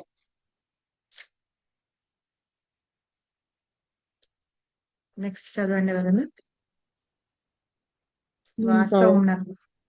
వాస్తవమునకు ఇది దివ్య విషయము వాస్తవమునకు ఇట్టి దివ్య విషయమునెడ ప్రతి మానవుడు ఆకర్షితుడు కావలెను. శాశ్వత జగత్తును చేరుటకు మరియు యథార్థ తత్వము యొక్క ప్రతిబింబమైన ఈ జగము నుండి ముక్తుడగుటకు అతడు సదా వాంఛింపవలెను. భౌతిక జగమునందు అతిగా అనురక్తుడైన వానికి అట్టి బంధమును ఖండించుట అతి కష్టమైనను, కృష్ణ భక్తి రసభావితుడైనచో క్రమముగా దాని నుండి విడివడుటకు అవకాశము కలుగును. అందులకే కృష్ణ భక్తి యందు నిమగ్నులైన భక్తుల సాంగత్యమును అతడు పొందవలెను. ఆ విధముగా కృష్ణ భక్తి రసభావితులైన వారి సాంగత్యము కొరకై అన్వేషించి భక్తియుత సేవను అనుమతించు విధానమును అభ్యసించవలెను. ఆ రీతి అతడు భౌతిక జగమునెడగల ఆసక్తిని ఖండింపజేసుకొనగలడు. కేవలము కాషాయ వస్త్రములను ధరించడం ద్వారా ఎవరును భౌతిక జగత్తు ఆసక్తి నుండి దూరులు కాలేరు. తత్కార్యమునకై శ్రీకృష్ణ భగవానుని భక్తియుత సేవ యందు మనుజుడు అనురక్తుడు కావలెను. కనుకనే ద్వాదశాధ్యాయమున వివరింపబడినటువంటి భక్తియుత సేవా మార్గముచే యథార్థ వృక్షపు మిథ్యా ప్రాతినిధ్యమైన ఈ సంసార వృక్షం నుండి బయటపడుటకు ఏకైక మార్గమని ప్రతి ఒక్కరూ దృఢముగా విశ్వసింపవలను. అన్ని రకములైన విధానములు భౌతిక ప్రకృతిచే కలుషితములై ఉండుననియు కేవలము భక్తి యోగం ఒకటే విశుద్ధముగా దివ్యమైనదనియు చతుర్దశాధ్యాయమున వివరింపబడినది. తర్వాత చదవమంటారా? సూపర్. సో ఇక్కడ ఏం లేదు, ఉండండి మేడం, ఒక్క నిమిషం. సో ఇక్కడ ఏం చెప్తున్నారు, ఇంకెవరైనా చదువుతారా? ఒక్క నిమిషం ఉండండి మేడం, ఇంకెవరైనా చదువుతారా? హరే కృష్ణ మాతాజీ. చదవండి. ఇక్కడ నుంచే మాతాజీ, ఇక్కడ పరమం ఇక్కడ ఇక్కడ ఇక్కడ పరమం మమ అను పదములు ఎంతో ప్రధానమైనవి. వాస్తవమునకు ప్రతిదీ పరమపురుషుని సంపదయే అయినను షడ్గుణైశ్వర్యములు కలిగిన ఆధ్యాత్మిక జగత్తుయే పరమం అని తెలుపబడినవి. ఆధ్యాత్మిక జగత్తున సూర్యకాంతికి గాని చంద్రకాంతికి గాని నక్షత్రములకు గాని అవసరం లేదని మాతాజీ పైకన లేదని గ్రతత్ర సూర్యోభాతిన చంద్రతారకం అని కఠోపనిషత్తు సమర్పించుచున్నది. ఎందుకనగా ఆధ్యాత్మిక జగత్తంతయు పరమ పురుషుని స్వరూప శక్తిచే ప్రకాశింపబడి ఉండుట చేత అట్టి దివ్యధామము కేవలం శరణాగతి చేతనే తప్ప ఇతర సాధనములచే పొందబడదు. హరే కృష్ణ. ఇక్కడ ఏం చెప్తున్నారు, మనము శాశ్వతంగా మళ్ళీ జనన మరణ చక్రాల్లోకి రాకుండా మనం భగవద్ధామానికి వెళ్ళిపోవాలనుకుంటున్నాం. ఆ భగవద్ధామానికి వెళ్ళిపోవాలనుకుంటే ఏంటంటే ఈ జగత్తు నుండి విముక్తి పొందాలి అని. ఆ విముక్తి పొందాలి అంటే ఏంటంటే ఆసక్తి, దేని మీద ఆసక్తి ఉందో వాటిని వదిలిపెట్టి మనము కృష్ణ చైతన్యంలో ముందుకు వెళ్ళాలి అని. అయితే మనకి ఏ చాప్టర్ లో చెప్పుకున్నాం? 12వ చాప్టర్ లో చెప్పుకున్నాం కదా, భక్తియుత సేవ అనేది చాలా ఇంపార్టెంట్ అని చెప్పుకున్నాం. ఎలా చేయాలి, ఏమేం చేయాలో చెప్పాం. నువ్వు భక్తి చేయలేవనుకో ఏం చేయమన్నాము? నువ్వు చేసే కర్మని భగవంతుడికి ఇమ్మన్నాం. అది కూడా చేయలేవనుకో దాని ఫలితాలను వదిలిపెట్టమన్నాం. గుర్తుందా? అది కూడా చేయలేవనుకో అట్లీస్ట్ భగవంతుడికి ఏదో చిన్న సేవ చేయడము, చేస్తున్న వాళ్ళకి హెల్ప్ చేయడము, అలాంటివి కూడా చేయమన్నాం అనమాట. సో 12th చాప్టర్ లో అవన్నీ చెప్పుకున్నాం కదా. అలా చేయడం ద్వారా కూడా మనం భగవంతుని ధామానికి వెళ్తాము అని చెప్పి. అయితే ఇప్పుడు మనకి కనిపిస్తున్న ఈ చెట్టు ఏదైతే ఉందో అశ్వత్థ వృక్షము కిందకి మనం పర్వటెడ్ లో ఉంది, అది శాశ్వతమైనది కాదనమాట, అశాశ్వతమైనది. కానీ నిజంగా ఒరిజినల్ ఏదైతే ఉందో పైకి ఉంది చూసారా, ఆధ్యాత్మికంగా అదే ముఖ్యమైనదని, ఆ వృక్షాన్ని మనం చేరుకోవాలని ఈ వేళ్లనన్నిటిని మనం తెంచుకొని మనం వెళ్ళాలి. దానికి సాధనం, ఏకైక సాధనం ఏంటంటే భక్తియుత సేవ మాత్రమే దానికి ఏకైక సాధనం అని చెప్తున్నారు. అయితే ఇక్కడ పరమం మమ అనే 2 పదాలు ఉన్నాయి చూసారా, అవి చాలా ఇంపార్టెంట్ అయినవని. అయితే ఈ జగత్తులో ఉన్నది ప్రతిదీ భగవంతుడిదే అని, ఈ సృష్టి అంతా కూడా భగవంతుడే చేస్తున్నాడు అని చెప్పేసి మనం విషయం తెలుసుకోవాలి. ఎప్పుడైతే ఇంకొకరి ప్రాపర్టీ అని తెలిసిందో అప్పుడు మనం అది ఎట్లా అయింది అంటే భగవంతుడు షడైశ్వర్య సంపన్నుడు, ఈ సృష్టి అంతా ఆయన ద్వారానే చేయబడింది అని చెప్పి అలాగా చెప్తూ భగవంతుని లోకం గురించి చెప్తున్నారు. ఆ ఆధ్యాత్మిక లోకం ఎలా ఉంటుందిట, అక్కడ సూర్యుడు చంద్రుడు నక్షత్రాలు ఏమీ అవసరం లేదనమాట. అక్కడ మామూలుగానే దేదీప్యమానంగా ఉంటుందని. అది ఇక్కడ ఒకటే కాదు, కఠోపనిషత్తులో కూడా చెప్పారట. అక్కడ కూడా ఇదే వర్డ్స్ ఉన్నాయి, కొంచెం కొంచెం చూడండి. నా తత్ర సూర్యోభాతి నా చంద్ర తారకం. అక్కడ ఆధ్యాత్మిక లోకంలోట నా తత్ర సూర్యుడి యొక్క వెలుగు అవసరం లేదట. నా భాతి నా చంద్ర తారకం, చంద్రులు గాని తారకలు అంటే నక్షత్రాలు గాను ఏమీ అవసరం లేదు అని చెప్పేసి కఠోపనిషత్తులో కూడా చెప్తున్నారట. ఎందుకు అంటే ఆధ్యాత్మిక జగత్తంతా కూడా భగవంతుని ద్వారానే సృష్టింపబడిందని, ఆయనకు అనుసరణలోనే అదంతా కూడా దాన్ని ఏమంటారంటే భగవంతుని యొక్క స్వరూప శక్తి చేత అదంతా నిర్మింపబడింది. ఆయన స్వరూప శక్తి ద్వారానే అదంతా ప్రకాశించబడుతుంది. కాబట్టి ఆ ధామానికి వెళ్ళాలి మనం. అలా వెళ్ళాలి అంటే భగవంతుణ్ణి శరణాగతి పొందడము, భక్తియుత సేవ చేయడం తప్ప వేరే సాధనాలేవి లేవన్నమాట. వీటి ద్వారా చేసి మనం భగవంతుణ్ణి శరణు పొంది మనం భగవంతుని ధామానికి వెళ్ళగలుగుతాము అనేసి ఇక్కడ చెప్తున్నారు. అయితే భగవంతుడి ధామానికి వెళ్ళాలి.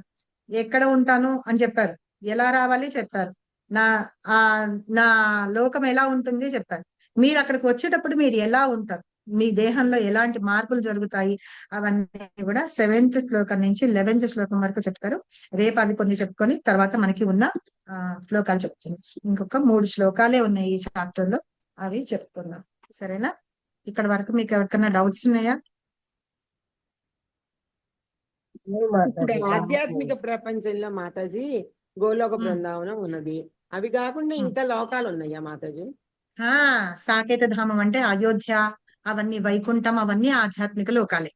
అన్నిటిపైన గోలోక బృందావనం ఉంటుంది. సరేనా? ఎన్ని లోకాలు ఉన్నాయి మాతాజీ? అక్కడ ఎన్ని లోకాలు ఉన్నాయి అనేది నాకు ప్రత్యేకంగా తెలియదు, కానీ మనం గోలోక్ చాట్ చూస్తే కనుక అక్కడ సాకేత్ ధామం ఉంటుంది. సాకేత్ ధామం పైన గోలోక్ బృందావనం ఉంటుంది. దానికి కిందకేమో వైకుంఠ లోకాలు ఉంటాయి అన్నమాట. వైకుంఠ లోకం తర్వాత ఈ పైన 2 ఉంటాయి. సరేనా? ఈ కింద నుంచి ఉన్నవన్నీ కూడా ఏమంటాయంటే ఈ భౌతిక ప్రకృతి అని అంటారు. అయితే ఏంటంటే వైకుంఠ లోకంలో కూడా మొన్న మధ్యనే నేను బృహద్ భాగవతంలో గౌరంగ దర్శన్ ప్రభు చెప్తుంటే క్లాస్ లో విన్నాను. మనం వైకుంఠ లోకానికి వెళ్ళినప్పుడు కూడా మనం ఏ భగవంతునికి రూపాలు ఉన్నాయి కదా. ఇప్పుడు ఆయన వరాహ రూపంలో కొలిస్తేట వరాహ రూపంలో ఉన్న అక్కడికి వెళ్తాంట వైకుంఠానికి. భగవంతుడికి అవతారాలు ఉన్నాయి కదా, వరాహము, దశావతారాలు ఉన్నాయి కదా మాతాజీ, అన్నీ ఉన్నాయి కదా. సో అలా ఏ వేటిని మనం పూజిస్తూ ఉంటే అలాగా నరసింహ అవతారం అయితే నరసింహ దానికి వెళ్తా అంట. సో కానీ అక్కడంతా రాముడు అయితే ఆయనది వేరే సాకేత్ ధామం ఉంది. సరేనా? వెళ్తాంట. అయితే ఇక్కడ భక్తులు ఏమనుకుంటారు, సాలోక్య, సామీప్య, సారూప్య, శ్రాష్టి అలాంటి ముక్తులు కావాలి అనుకుంటారు కదా. కానీ భక్తులు మాత్రం కోరుకోరు అనమాట. గోపకుమార్ అని ఒక భక్తుడు ఉంటాడట, అతన్ని తీసుకొని వస్తారు. అతను వైకుంఠానికి వచ్చినప్పుడట చూస్తారట, అక్కడ సేవ అయిపోగానే వెళ్ళిపోండి అని పంపించేస్తారట. అయితే నాకు భగవంతుడి ధామంలో ఆయనతోటే ఉండే ఇదే దొరకట్లేదు, అలాంటప్పుడు నేను ఇక్కడ ఎందుకు ఉండాలి అనుకుంటారట. వైకుంఠంలో విష్ణుమూర్తి చతుర్భుజాలతోటి ఉంటారు. పైగా ఏ రూపాల్లో మనం కొలుస్తామో ఆ రూపాల్లో ఆ ధామానికి వెళ్తాంట. సరే నాకు వద్దు అని చెప్పేసి సాకేత్ ధామం అయోధ్య వెళ్తాడట. అయోధ్య వెళ్ళినప్పుడు అక్కడ హనుమంతుడే కూర్చొని ఉన్నాడు, ఆయన వదిలిపెట్టాడు ఆయన్ని. అక్కడ కూడా కాదనుకొని ఇంకా ఎక్కడ ఇంకా ఏదో ఉంటుంది. అందుకని గోలోకం వెళ్ళిపోతాడట. గోలోకం వెళ్ళిపోతే ఏంటంటే అక్కడ భగవంతుడికి సేవ చేయడమే ఉంటుందట, ఇంకేమి ఉండదట. ఆయనతోటి ఆనందంగా ఉంటూ ఆ లోకంలో ఉంటూ, అందుకని గోలోకానికి వెళ్ళిపోతాడట. గోలోక బృందావనానికి వెళ్తానికి ఇష్టపడతారట భక్తులందరూ. అందుకని అతను వెళ్ళిపోతాడు. నేను ఎప్పుడన్నా ఇలా మనకి ఎక్కడన్నా ఛాన్స్ దొరికితేనో లేకపోతే 18th చాప్టర్ అయిపోయిన తర్వాత ఆ గోపకుమార్ యొక్క కథ నేను బ్రీఫ్ గా మీకు అందరికి చెప్తాను. ఏ భక్తుడు అనే వాళ్ళు ఎలా ఉంటారు, ఏం కావాలనుకుంటారు అని అంటాను చూసారా. మనకి ఏ ముక్తి వద్దు, భగవంతుని సేవ కావాలి అనుకుంటామని. అలాగే వైకుంఠంలో కూడా వెళ్తాట, అక్కడ అందరు చేసే వాళ్ళే ఉంటారట. వైకుంఠంలో ఒక సమయం తర్వాత పంపించేస్తారట అందరినీ. సో అట్లాగా అతనికి 24 గంటలు మళ్ళీ భూలోకంలోకి రావటమా అయిపోయింది. ఇప్పుడు వాళ్ళందరికీ వేరే ఉండడానికి ఉంటాయి కదా, వీళ్ళందరూ విమానాలు వేసుకొని వస్తూ ఉంటారు. టైమింగ్స్ అన్నమాట. ఇప్పుడు అయింది కాబట్టి భగవంతుడికి సేవకి టైం అయిపోయింది అని చెప్పేసి మనకి టెంపుల్ మూసేస్తారు చూసారా. అట్లాగా సేవ అయిపోయింది వెళ్ళిపోమంటారట. ఎందుకంటే అక్కడ ఆయనకి లక్ష్మీదేవి తోటి ఆయన ఏకాంత సమయం కావాలి కదా, అందుకని పంపించేస్తారట. అక్కడ సేవ ఆగిపోతుంది వాళ్ళకి. అలాంటిది కాదు కావాల్సింది భక్తులకి. అందుకని అక్కడి నుంచి మళ్ళీ అయోధ్య ధామ్ వెళ్తాట. అయోధ్య ధామ్ నుంచి తర్వాత గోలోకంకి వెళ్ళినప్పుడు అప్పుడు అంటాడట, అప్పుడు కృష్ణుడు స్వయంగా చెప్తాడట, నీకు గురువుగా వచ్చి నామదీక్ష ఇచ్చింది ఎవరు అనుకుంటున్నావు, నేనే స్వయంగా వచ్చాను, వచ్చి నేనే ఆ నామాన్ని నీకు ఇచ్చాను. అంటే శ్రద్ధతో ఉన్న భక్తుల కోసం భగవంతుడు తానే స్వయంగా వస్తాడని చెప్పుకుంటాను చూసారా. అలా స్వయంగా భగవంతుడు వస్తాడట. నేనే నీకు ఇచ్చింది, నేనే నిన్ను అక్కడి నుంచి ఇక్కడ దాకా తీసుకొచ్చిందని చెప్పేసి కృష్ణుడు పలుకుతాడట. అసలు ఎంత బాగుందంటే లాస్ట్ క్లాస్ వింటుంటే చాలా ఆనందం కలిగింది నాకైతే. రియలైజేషన్ అంటారనమాట. రియలైజేషన్ అంటే ఏం చెప్తారంటే, ఇప్పుడు ఇప్పుడు మనం భగవద్గీత చదివాం అనుకోండి. ఓకే, సపోజ్ భగవద్గీత చదివాం. భగవద్గీత నేను మీకు చెప్పడానికి కాదు చదివేది, నా కోసం ఫస్ట్ నేను చదువుకుంటాను. నేను చదువుకొని నాకు ఏమర్థమైందో అది అర్థం చేసుకొని నేను అనుభవిస్తూ, ఓ గోలోక్ బృందావనం ఇలా ఉంటుందా, నా తద్భాసైతే సూర్య అన్నారు, అది ఆలోచించుకుంటా అనమాట. అది నిజంగానే అలా ఉంటుందా అని ఆలోచించుకుంటూ అనుభూతి చెంది చెప్పడం అన్నమాట. లేకపోతే ఏదో నేను క్లాస్ ఇవ్వాలి, నా క్లాస్ అయిపోయింది వెళ్ళిపోవడానికి అన్నట్టు కాదట. దాన్ని ఒక చిన్న ఎగ్జాంపుల్ తోటి చెప్పారు. ఇప్పుడు ప్రభు ఏం చెప్పారంటే, బెంగాలీ స్వీట్ ఏమంట, రసమలై స్వీట్ తోటి పోల్చారనమాట. అక్కడ ఉన్న ఒక ప్రభుని అడిగారు, ఎవరు మీకు ఏం స్వీట్ అంటే ఇష్టం అంటే రసమలై అని చెప్పి. రసమలై ఎలా చెయ్యాలి అనేది మనము ఏ యూట్యూబ్ లో చూసినా, ఏ బుక్ లో వంటలు స్వీట్స్ చేసే దానిలో చూసినా తెలుస్తుంది. అలాగే ఎవరైనా ఆ స్వీట్స్ ఎక్కడ ఫేమస్ అంటే బంగాల్ సైడ్ చాలా ఫేమస్.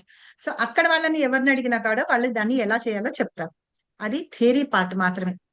అది ఎలా ఉంటుంది, దాని టేస్ట్ ఎట్లా ఉంటుంది, అది తింటే మనకి ఎలాంటి ఆనందం పొందుతాము అనేది ఎప్పుడు తెలుస్తుంది? ప్రాక్టికల్ గా చూస్తే గానీ అర్థం. అది నేను నోట్లో వేసుకొని తిని నేను ఆస్వాదించినప్పుడే తెలుస్తుంది. సో మనం క్లాస్ చెప్పడం కానీ, భాగవతం చదవడం కానీ, చెప్పడం కానీట అదిట అలా ఆస్వాదించినప్పుడు చెప్పడంట. దాన్ని రియలైజేషన్ అంటారట. అర్థమైందా? సో అది నిజమైన రియలైజేషన్. కానీ ఏదో నేను క్లాసులు చెప్పడానికి నేను చదువుకుంటున్నానని కాదు. ఇప్పుడు క్లాసులు లేకపోయినా పర్వాలేదు, మనం చదువుకోవాలి. మనం ఊహించుకోవచ్చు అనమాట. గోలోక్ బృందావనం అంటే అట్లాగా, భగవంతుడు అట్లా ఉంటాడా, అక్కడ ఏమి తేజస్ గాని నక్షత్రాలు ఏమి ఉండవు కదా, భగవంతుని యొక్క కాంతి మొత్తం అక్కడి నుంచి మొదలుకొని మిగతా ఆధ్యాత్మిక లోకాలు ఏవేవైతే ఉన్నాయో వాటన్నిటి మీద ఆయన కాంతి పడుతూ ఉంటుంది. దాని ద్వారానే అక్కడంతా తేజస్ అంతా వస్తూ ఉంటుంది. సో అట్లా మనం అర్థం చేసుకోవాలన్నమాట. సో అది చెప్పారు. నాకైతే నిజంగా ప్రభు చెప్తుంటే కళ్ళకు కట్టినట్టుగానే అనిపించింది. చాలా ఆనందం వేసింది అప్పుడైతే మాత్రం. ఇట్లా కదా చదవాల్సింది మనం ఏమైనా స్క్రిప్చర్స్ చదువుతుంటే. ఇప్పుడు చెప్పాలా అంటే నేను బుక్ చదువుకుంటానో చెప్పేస్తాను. ఆ చెప్పుతున్నప్పుడు ఏమనిపిస్తుందట అంటే, ఏదో నేను చదువుకున్నది చెప్పేస్తాను అంతే, మీరు విని వెళ్ళిపోతారంటే ఆ ఆత్మానుభూతి ఏదైతే ఉంది చూసారా, అది దక్కదుట, అనుభవించలేకపోతాం. అనుభవించి చెప్పడం అనేది చెప్తున్నారు కదా అది అనుభవించి చెప్పడం అనేది చెప్తాను చూసారా, దాన్ని రియలైజేషన్ అంటారట. నిజమైన రియలైజేషన్ అంటారు. లేదు అంటే 1000 మంది ఉన్నారు, వాళ్ళందరూ ఉన్నారు, నేనేదో ప్రిపేర్ అయ్యి వచ్చాను, చెప్పాను, చేశాను, వెళ్ళిపోయాను, అలా కాదుట. అది నిజమైన రియలైజేషన్ అంటాను చూసారా, గాడ్ రియలైజేషన్ అంటే అది. అలా అర్థం చేసుకోవాలి. అలా అర్థం చేసుకుంటూ మనం బుక్స్ కూడా చదవాలి. భగవద్గీత గాని, భాగవతం గాని, చైతన్య చరితామృత గాని, ఇతర ఏ పుస్తకాలైనా సరే మనం అలా చదవాలి అని. అలా చదువుతూ ఉంటేట మనకు ఒకవేళ అర్థం కాలేదనుకోండి, అర్థం కాకపోతే భగవంతుడు మనకి బుద్ధి ఇస్తాడట. ఏం చెప్పారు 10th చాప్టర్ లో? దదామి బుద్ధి యోగంతం అని చెప్పారు కదా. ఆ అర్థం చేసుకునే జ్ఞానాన్ని, శక్తిని కూడా భగవంతుడు మనకి ఇస్తారట. వీళ్ళు నన్ను గురించి తెలుసుకోవడానికి ఇంత పాటు పడుతున్నారు పాపం, వీళ్ళకి అర్థం చేసుకునే జ్ఞానాన్ని నేను ప్రసాదిస్తాను అని భగవంతుడు చెప్తాడట. చేసి మనకు ఆ బుద్ధిని కూడా ఇస్తారట. మనకి కాకపోతే ఏంటంటే శ్రద్ధ ఉండాలి, నేర్చుకోవాలి, తెలుసుకోవాలి అనే తాపత్రయం ఉండాలి, కృష్ణుని మీద ప్రేమ ఉండాలట. అవి ఉంటే గనక కంపల్సరిగా మనం తెలుసుకోగలుగుతాము అని చెప్పేసి ప్రభు ఆ రోజు క్లాస్ లో చెప్పారు. నాకు చాలా బాగా అనిపించింది, ఆనందం. ఒక 2-3 days వరకు అట్లాగే అనిపించింది. ఓకే, సో మీ అందరికి అంత మంచి ఐక్యూ ఇచ్చాడు మాతాజీ భగవంతుడు. మీరు ఏమి ఇవ్వలేదు మాతాజీ. 50% మర్చిపోతాము, నెక్స్ట్ వీక్ వచ్చేటప్పటికి పూర్తిగా మర్చిపోయేంత అజ్ఞానంలో నేనైతే ఉన్నా. నేను మర్చిపోతాను. బుక్ లో రాసుకున్నా, నేను ఏ బుక్ లో రాసుకున్నానో గుర్తుంటుంది కానీ ఏం రాసుకున్నానో గుర్తుండదు. అర్థమైందా? ఆ బుక్ కోసం వెతుక్కుంటూ ఉంటాను అనమాట అప్పుడప్పుడు. ఇప్పుడు మీరు చెప్పంగానే ఫస్ట్ ఏం చెప్పాలా అనుకున్న ఒకసారి గుర్తు చేసుకున్నా.